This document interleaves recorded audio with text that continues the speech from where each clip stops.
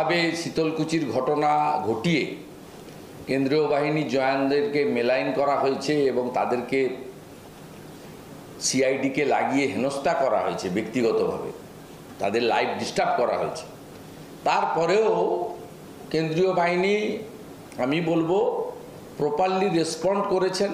সংখ্যায় অনেক বেশি ছিলেন, হয়তো টাইম লেগেছে, কারণ রাজ্য পুলিশ তাদেরকে প্রতিনিয়ত মিসগাইড করেছেন।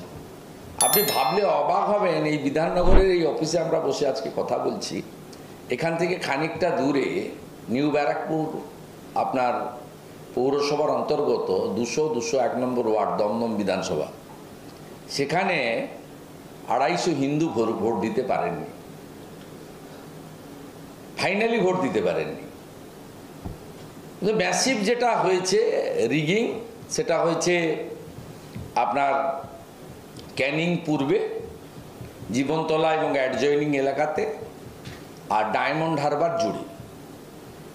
তা যে বিচ্ছিন্ন ঘটনাগুলো ঘটেছে তার মধ্যে ইতিমধ্যে শ্রমিকদা বলেছেন, আমাদের প্রার্থীরা কেউ বাড়িতে বসে থেকে বা পার্টি অফিসে বসে ভোট করেননি, তারা কিন্তু প্রত্যেকে লড়াইটা করেছেন, আপনাদের সামনেও ছিলেন, এবং তারা প্রত্যেকে ইলেকশন কমিশনের গাইডলাইন এবং ল অ্যাবাইড সিটিজেন হিসেবে তারা কিন্তু পারফরমেন্স তারা করেছেন। প্রত্যেকেই 9 জন লোকসভার প্রার্থী, একটা বিধানসভার উপনির্বাচনের প্রার্থী এটা করেছেন। আপনারা দেখেছেন বরানগরের এক কাউন্সিলর শঙ্কর রাউতের নেতৃত্বে কিভাবে বরানগর বিধানসভার আমাদের কার্যালয় ভাঙা হয়েছে এবং সেখানে থাকা পার্টির অফিস ইনচার্জকে ফেলে মারা হয়েছে।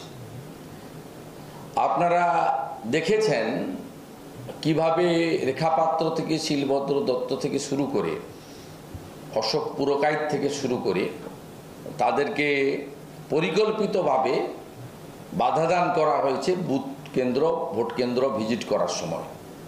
আপনারা ডায়মন্ড হারবারে দেখেছেন কেন্দ্রীয় বাহিনীকে অ্যাকশন করতে না দিয়ে রাজ্য পুলিশ 4 ঘন্টা ধরে আমাদের প্রার্থী অভিজিৎ দাসকে ফলতাতে রাস্তার উপরে আটকে রেখেছিলেন কার্যত, যাতে তিনি অন্যান্য বিধানসভা এবং বুথে যেতে না পারে। এবং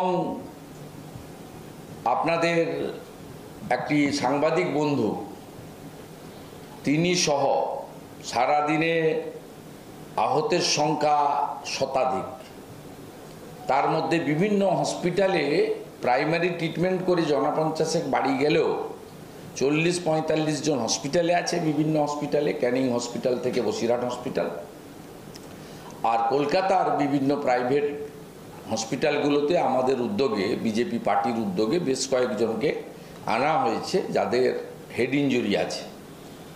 সব মিলিয়ে পশ্চিমবাংলার আজকের নির্বাচন রক্তাক্ত নির্বাচন হয়েছে।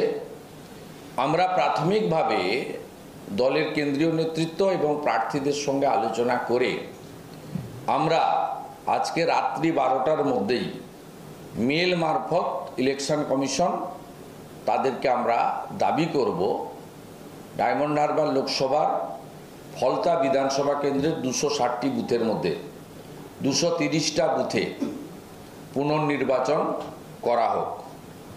এর বাইরেও ডায়মন্ড হারবার বিধানসভা সহ বজবজ, মহেশতলা বিচ্ছিন্নভাবে আরও শতাধিক বুথে আমরা ওই লোকসভা কেন্দ্রে ওই বুথগুলোতে পুনর্নির্বাচন দাবি করব এবং আগামীকাল স্কুটিনিতে এই বুথগুলোর ওয়েবকাস্টিং ভিডিও যাতে সম্পূর্ণভাবে সব দলের প্রার্থী এজেন্টের উপস্থিতিতে দেখা হয়, সিম্বলিক 2-4টে নয়, তার জন্য আজকেই আমরা দাবি প্লেস করব, এই সিদ্ধান্ত আমরা নিয়েছি।